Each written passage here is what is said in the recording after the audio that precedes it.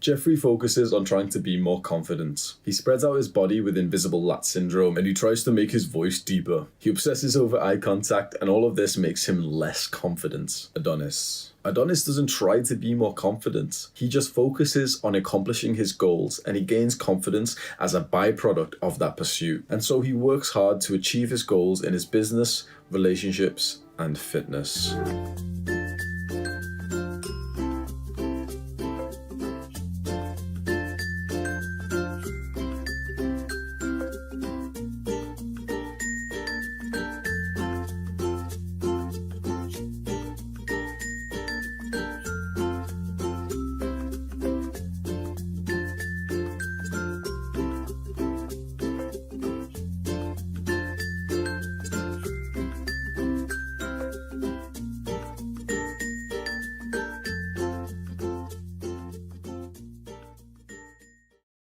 Stop focusing on confidence. If there's one thing that young men want more than anything, it's confidence. It's the ability to hold eye contact with girls.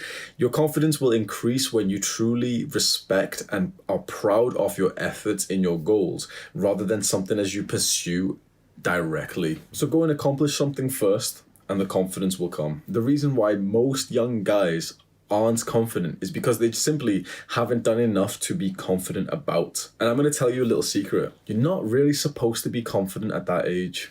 If you're 20 years old, your life's just starting. You aren't supposed to be confident because your life is just started. A month ago, you had to ask for permission to go to the toilet. You're still a little boy by society standards. You haven't had enough time to accomplish something great. And you've probably spent most of your life not on self-improvement compared to just the last few months, maybe years that you've been on self-improvement. Your brain knows how much effort that you've put in. It knows that how many hours you've put into League of Legends and fapping and scrolling on Reddit and Instagram. And because of this, your brain will give you the confidence and testosterone that it thinks you deserve. But first, what exactly is confidence? Because people don't actually really explain it. You know, we have this idea, okay, confidence is like somewhat like big dick energy. It's being able to hold eye contact. It's being able to take up some space with the bigger body language and being comfortable around women and other people. But that's not exactly a definition. And to be honest, it's not a good explanation of what confidence is either. I'd say that confidence is capability. It's knowing that either you could do something, or that if you couldn't do it, you could probably learn, or that if you couldn't do it and you couldn't learn, that you'll be okay. And this is what most young guys don't have because they haven't been okay. Let's say you're confident about the test, the upcoming exam. Now it's getting into common sense, isn't it? If you were confident about the exam, what would that mean? Well, it would mean you felt capable. You'd probably studied enough and you probably had even done practice tests. So you felt that you were capable and comfortable with this experience and that you we're likely going to get some kind of results from the experience of the exam that you wanted. Now, usually the top students feel pretty confident when they enter the exam hall. But what's strange is that usually the absolute students, they also feel pretty confident when they go into the exam hall, probably more than the top students. Like the set 5 students have more confidence than the set 1 students. Why? Because they know that they're going to be okay. They have like retard strength, like retard. These students, these set 5 students have got like happiness. They know that life's going to be okay without this exam because they've already failed many exams. And so they aren't worried about it. Now, hopefully you don't want to be one of these students who feel confident just because they don't really care about something. You'd hopefully want to be one of these where you feel confident because you respect the efforts that you've already put in. You have this sense of like a lack of worrying because at this point when you're entering the exam hall, you've already done as much as you could. You're happy, somewhat happy with the amount of studying that you've done, and you just want to go in there, do your best, and you get to walk away thinking that this is the grade that you deserve. And now imagine if someone wanted the confidence of this top student without actually wanting to study for it. If they were like, no, tell me how you aren't worrying for this exam. Like, to be honest, you outside of an exam hall, you will see this. These students near the middle are the ones who are the least confident and the most worrying. And they'll be looking at these guys thinking, like, wait, how aren't they worrying? They're not drinking energy drinks and they're not panicking about it because they respect their efforts. Because these guys up here aren't trying to be confident. They tried to prepare themselves for this moment And because of that preparation, because of the effort that they put in, they now have confidence. When young men search for guides on confidence, like younger Hamza used to, searching for guides on eye contact and how to be more confident, how to fake it till you make it, you're trying to shortcut the process. You're trying to get something that you don't deserve. You don't deserve to be more confident right now because you haven't done the actions for it. You need to accomplish more, or at least put more effort in before you deserve more confidence. But what about faking it till you make it? That technically works, right? It does, but not in the way that most people think. Faking it till you make it is like faking your frame. It's fake frame. That's a good way to say it. It's pretending that your self-image is better than it actually is. It's pretending that your frame is better than it actually is. Now, very weak people, average people, will believe this. If I had the frame that I was a billionaire, most people wouldn't believe it. Most people that I wanted to be around wouldn't suddenly believe it. But dumbasses would. Some random little club thought bitch, who I wasn't trying to impress, probably would. If that's your goal, go ahead. But the reward of trying to impress average people is not that high. And so fake it till you make it only really impresses those average people who have such weak frames that they'll believe anyone. And so when you fake it till you make it, and you've got invisible lat syndrome, and you're and you're making your voice very deep, only will believe it. Only people who aren't actually high value, who don't actually have a naturally deeper voice, would believe it. When you fake this stuff, you only fool the You only fool the set 5 people. The people who are actually up here will call you out. And this is how shit tests are formed. Shit tests are formed to make sure that someone in front of you is not faking it. In terms of my experience, how did I actually increase my confidence from going from the shy, recluse, awkward, worried kid to where I am now? I started with faking it till I made it, and it gave me progress in the sense that I was able to impress some people, but they weren't really the people I was trying to be more confident in front of anyway.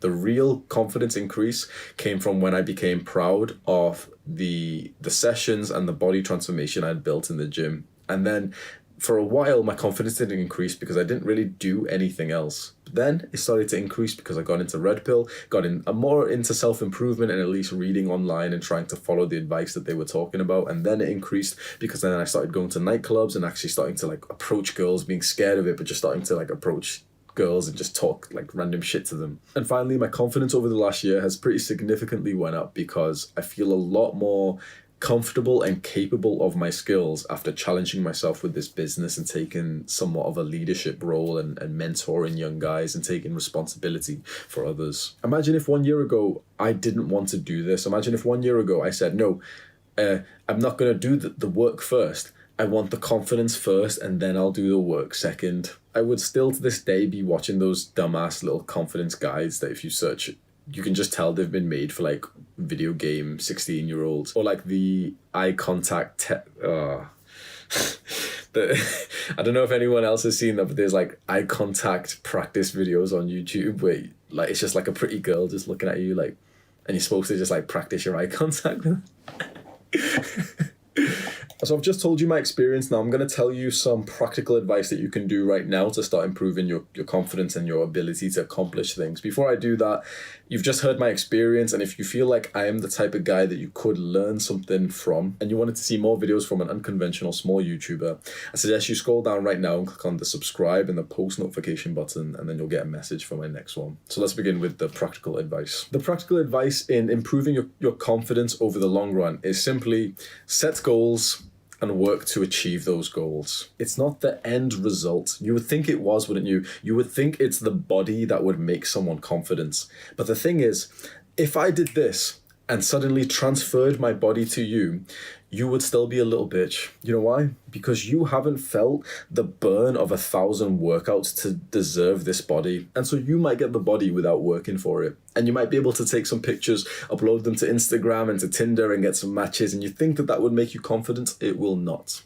Because the real confidence comes from you and your perception of yourself, not just the result of the world that has given to you. You can find some naturally successful people. You can find some naturally muscular, attractive people. And they're some of the most insecure, unconfident people that you'll meet. The most confident people that you meet are the ones who have just put in the work. You probably still don't believe that. You're probably thinking, oh, if he could flick his fingers and give me his body, I'd be so confident. But I promise you, you wouldn't. It isn't the end result of the goal that gives you the confidence. Because again, think about the millionaire, the guy who suddenly got really, really, really rich because his business exploded or because his family, his father died and left him millions. His confidence didn't just suddenly skyrocket. He's still the same idiot. He's still going to lose all of that money because he didn't work for it, because it's the process of the goal, not the end point, but the process that gives you the confidence. So set a hard goal.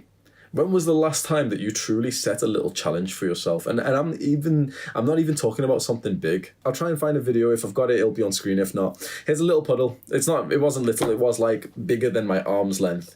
And I'm usually really bad at this stuff. But I thought, you know what, I'm gonna jump over that puddle today. And it took me a little while to think about it and to do it, because I'm usually shit at this stuff of telling myself to jump over something which is kind of hard or wet or whatever.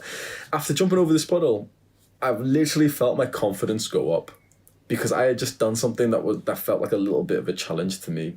If you want more confidence, go jump over some puddles. Do that random stuff that children who aren't addicted to the internet should be doing. Go out on your bike and go and learn how to do a wheelie, man. What challenge are you getting in the game? My challenge is to get to Diamond 3 on League of Legends. Shut up, bro. Pussy. Sorry about that, bro. When the only challenge that you're setting yourself is instant gratification. Oh, I'm trying to be an esports player. Shut up. When that's your challenge, you're not going to get much confidence from it. And if you do get any kind of confidence, it will only be in that virtual world. You'll feel more confident on League of Legends. Congratulations. You're a loser. Now, you never truly wanted that because you wanted real life benefits. That's why you're playing League for 10 hours a day thinking that you're going to join the esports, when actually you wanted real life benefit from that. You wanted to be the esports player who makes the money, because then your real life gets better. Why not just set yourself some goals and challenges in real life and shortcut that process? Make significant progress to your goals, put in some effort that impresses yourself, and that'll increase your confidence. Do the hard work, especially when you don't feel like it.